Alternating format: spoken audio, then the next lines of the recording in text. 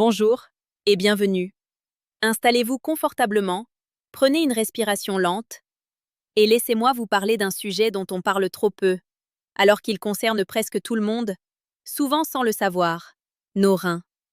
Ouverture rassurante et intrigante. Beaucoup de personnes me disent: Docteur Marie, je me sens souvent fatiguée, j'ai des petits gonflements, je bois mais je n'ai pas l'impression que ça m'aide vraiment. Est-ce normal? La plupart du temps, ces sensations ne sont pas le signe d'une maladie grave.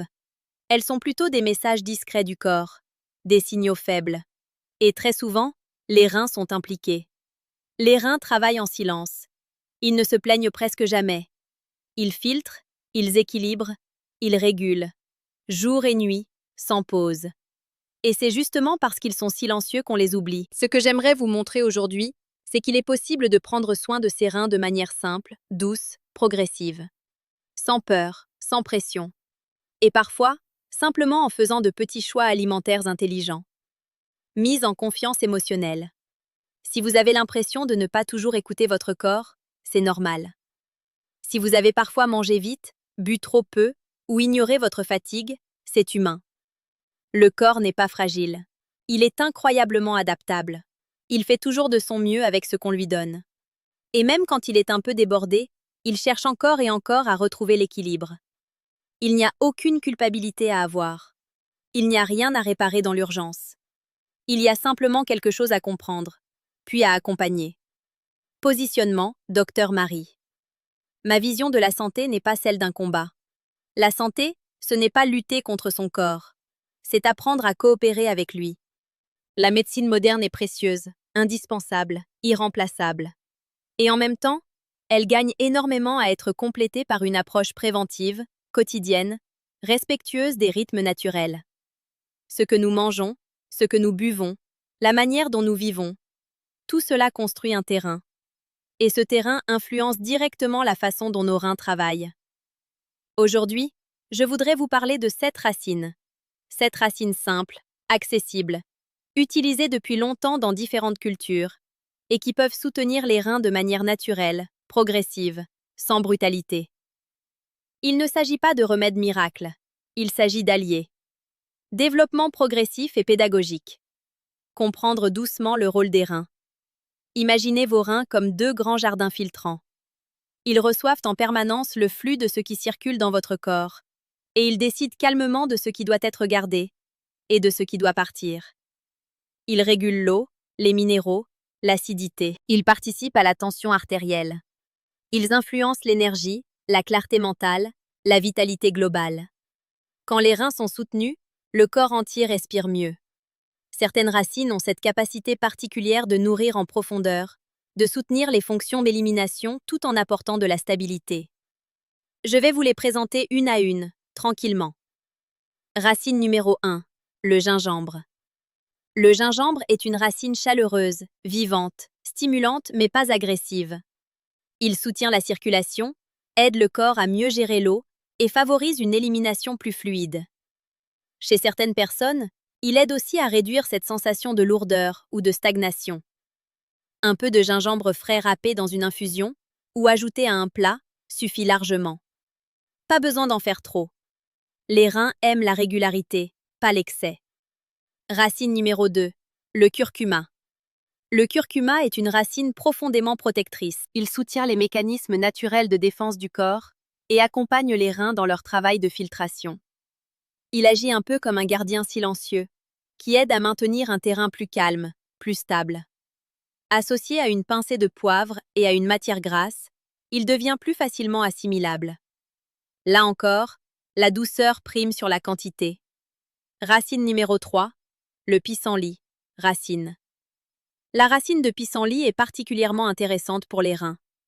Elle accompagne l'élimination en douceur, sans forcer. Elle aide le corps à se libérer de ce dont il n'a plus besoin, tout en respectant ses équilibres internes. En décoction légère, de temps en temps, elle peut être une très belle alliée, surtout lors des périodes où l'on se sent plus lourd, plus ralenti. Racine numéro 4, la bardane. La bardane est une racine de drainage profond, mais intelligente. Elle soutient à la fois les reins et la peau, comme si elle aidait le corps à mieux répartir son travail d'élimination. Chez certaines personnes, cela se traduit par une sensation de clarté, de légèreté intérieure. Elle rappelle au corps qu'il n'est pas obligé de tout retenir.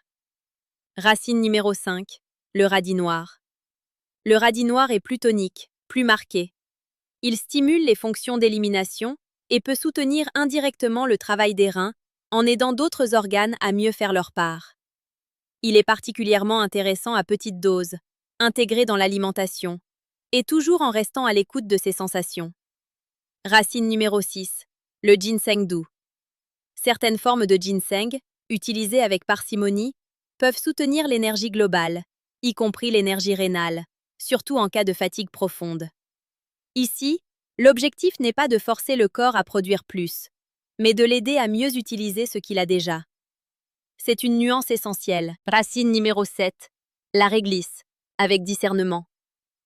La réglisse est une racine apaisante, enveloppante, qui peut soutenir les reins dans certaines situations spécifiques. Elle n'est pas adaptée à tout le monde, notamment en cas de tension élevée, mais utilisée avec mesure et intelligence, elle peut contribuer à une meilleure harmonie interne. C'est un bel exemple de plante qui demande respect et écoute. Moment clé de compréhension. Ce que j'aimerais que vous reteniez à ce stade, ce n'est pas une liste à appliquer parfaitement. C'est une idée simple. Les reins aiment la constance, la douceur, la cohérence. Ils n'aiment ni les excès, ni les changements brutaux, ni les stratégies agressives. Ils préfèrent qu'on les accompagne discrètement, jour après jour. Quand l'alimentation devient plus vivante, plus enracinée, plus consciente, le terrain change. Et quand le terrain change, les symptômes peuvent s'adoucir, parfois presque naturellement.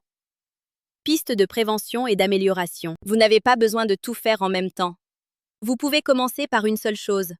Une infusion. Une racine ajoutée à un plat. Un verre d'eau en plus, pris calmement.